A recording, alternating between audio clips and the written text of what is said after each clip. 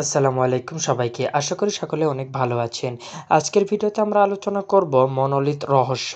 ২০২০ সালের নভেম্বরে আমেরিকার ইউটা মরুভূমিতে দেখা করেই এক ধাতব বস্তু।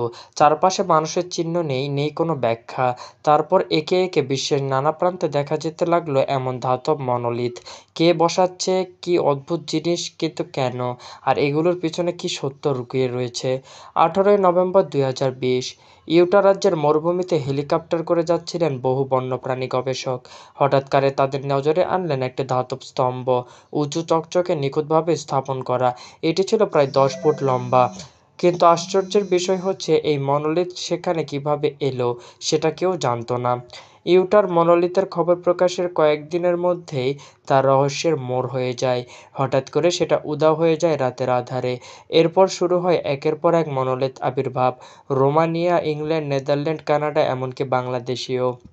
অনেকে বলেছেন এটা নিছক শিল্পীর কাজ, কেউ বা বলেছেন এটা গ্লোবাল প্র্যাঙ্ক।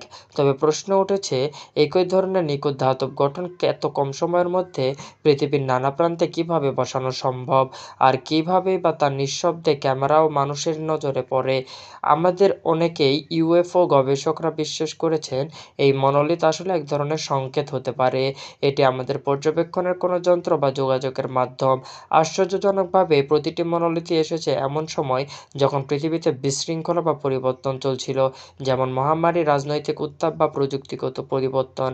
বিখ্যাত চলচ্চিত্র পরিচালক স্ট্যানলি কুব্রিকের সিনেমা ২০০১ এই স্পেস ওডিসিতে একটি ধাতব কালো মনোলিথ দেখানো হয়েছে, যেটি মানবজাতির বিবর্তনের প্রভাব ফেলেছে।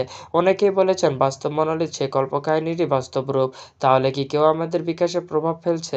আজ ২০২৫, এখনও কেউ নিশ্চিত নয় এই মনোলিথগুলো কারা বানিয়েছে, কেন বানিয়েছে। যদিও কিছু মনোলিথ পরে কিছু শিল্পী বা গোষ্ঠী দাবি করেছে, কিন্তু সবগুলো নয়। রহস্য আজও রয়ে গেছে। কিন্তু তুমি কি মনে করো, এই মনোলিথগুলো কি নিছক শিল্প, নাকি এর পিছনে লুকিয়ে রয়েছে ভিনগ্রহ থেকে আবর্তিত কোনো বার্তা? কমেন্টে জানাও তোমার মতামত। ভিডিওটি ভালো লাগলে শেয়ার করে এবং